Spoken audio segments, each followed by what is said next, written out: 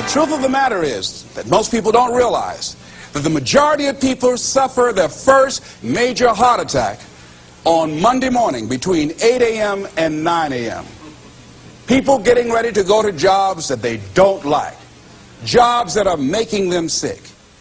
What is it that you could love doing 7 days a week that'll bring a smile to your face? Think about that.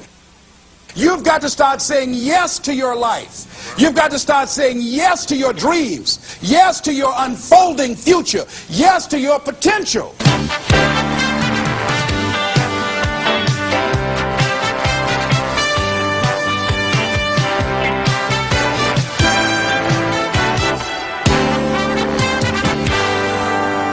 Les Brown's business is changing lives. He touches thousands of people each year. He talks to Fortune 500 companies and to personal development groups about how to find success and fulfill your dreams. In essence, his best message is himself, because Les Brown knows what it is to have come up the hard way. Les and his twin brother were adopted at the age of 6 weeks by Miss Mamie Brown, a single woman with little money and a big heart. The boys grew up in the low-income area of Liberty City outside Miami, Florida.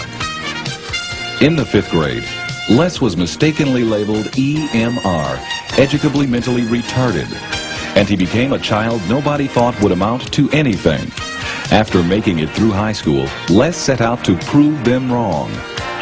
He started on the radio, moved to Ohio, and made himself a local star as a fast-talking disc jockey.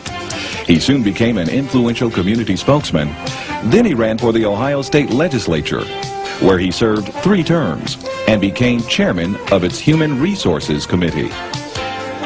Les Brown is now a nationally acclaimed motivational speaker who's taught thousands of people the techniques he's used to overcome the obstacles he's faced in his own life.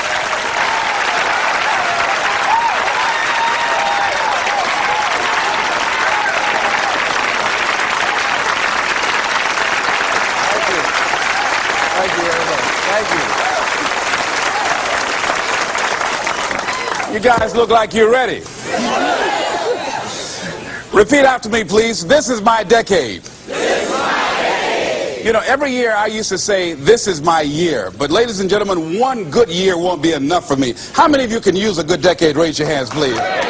Fantastic. All right, now, here's what I want to do. I want to share with you how you can begin to make this your decade. How many of you know within yourself, if you ask yourself the question, have I done all that I'm capable of doing or being and living up to my potential? How many of you have to really answer, no, I have not done all that I can do? Raise your hands, please. Okay, very good. Now, here's what we know. That people don't do what they know in life, but what they do is they operate within the context of the vision they have of themselves. So what I want to share with you is how to begin to get a larger vision of yourself and how to begin to make this your decade. Because in order to do that, it's going to be very challenging. It's going to require a lot of work on your part, an ongoing process of personal and professional self-mastery. And it's going to require that you begin to see yourself worthy of the requirements in terms of effort, in terms of commitment, in terms of action, in terms of preparation, or whatever it is that you need to do in order to take your life where you want to take it. So one of the first things I ask you to do is I want you to look at your life right now. And think about something that's important to you, something that gives your life a sense of value. Think about something that you'd like to have, or something you'd like to create for you or your family or for society. I want you to hold this thought in mind. Now, one of the first things I want you to do is don't worry about the inner conversation that you're going to have. Don't worry about how you're going to do it. That's going to come. You're going to develop a plan of action. You will find the way. You'll become the kind of person that can attract the people, the resources, and everything you need in order to make that become reality. But I want you to be mindful of your inner conversation. I remember once I was sitting in an audience, and Zig Ziglar, who I consider one of the greatest motivational speakers on the planet, he was giving a speech. And I was out in the audience, and I saw him going back and forth, and within myself I said, I'd like to do that. I can do that. And I leaned over to the guy next to me. I said, how much do they pay him to do that? And he said, $5,000. I said, I know I can do that. And I admired him. And then On the way home, when I was driving from Tampa, Florida, back to Miami, Florida, my inner conversation kicked in. And it said, Les Brown, you can't do that. You don't have a college education. Les Brown, you can't do that. You don't have the money. You don't have the contacts. You've never worked for a major corporation. What makes you think that you can make more in 1 hour talking than you've made working for a whole month? Now, I want to ask you a question. How many of you have ever thought about something you wanted to do and you talked you out of it? Raise your hand, please. That inner conversation, ladies and gentlemen, is the reason that most people take their greatness, take their ideas to the graveyard with them. You know, the wealthiest place on the planet, a minister said recently, and it was so true, is not the gold mines in the various areas of the world or the diamond mines. The wealthiest place on the planet is the graveyard. Because in the graveyard we will find inventions that we never ever were exposed to.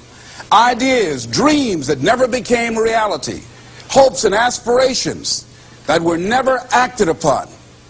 Because most people allow that inner conversation, for whatever reason, to keep them from ever pursuing their goals.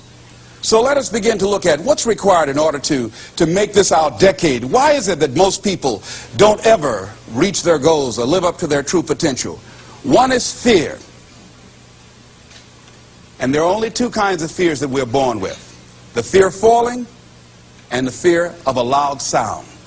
All other fears we learn, like the fear of failure. The next is the fear of success. That's one of the major challenges I had to deal with.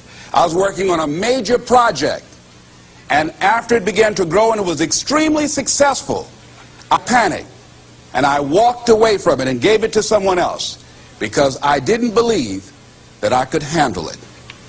The other thing that keeps most people from reaching their goals is that a lot of people become comfortable. They stop growing. They stop wanting anything. They become satisfied. They stop looking at ways in which they can improve themselves. They stop putting things in front of them. I was reading something by a great man, George Bernard Shaw, and he said something to the effect that to have succeeded is to have finished one's business on earth. Like the male spider who is killed by the female spider the moment he has succeeded in his courtship. And he goes on to say, I like a state of continual becoming with a goal in front and not behind. I remember after giving a speech at a major corporation, a gentleman came up to me who was up in years, and he said, you know, that's real great motivation for you young guys, but I've done all my work. There's nothing else for me to do. I said, oh yes, you've got a lot to give. You have a lot to offer. The fact that you're still here means that your business is not through yet. The other thing that keeps us from reaching our goal is not feeling worthy. That's where a lot of people get stuck. Because see, when you don't feel worthy of your goal, you'll begin to unconsciously engage in self-destructive behavior, like procrastinating, constantly putting things off, squandering your time, and that's what life is made of. Something else that keeps us from reaching our goal, and that is many times because we spend so much time complaining and blaming everybody or everything. I'm reminded of a friend of mine who talked about the fact that one day he was walking by this house and some people were sitting on a porch, and there was a dog on the porch, and this dog was just moaning and groaning. So he was curious, and he asked the owner, he said, why is this dog moaning and groaning? And the owner said, because he's laying on a nail. He said, well, why doesn't he get off? He said, it's not hurting bad enough for him to get off.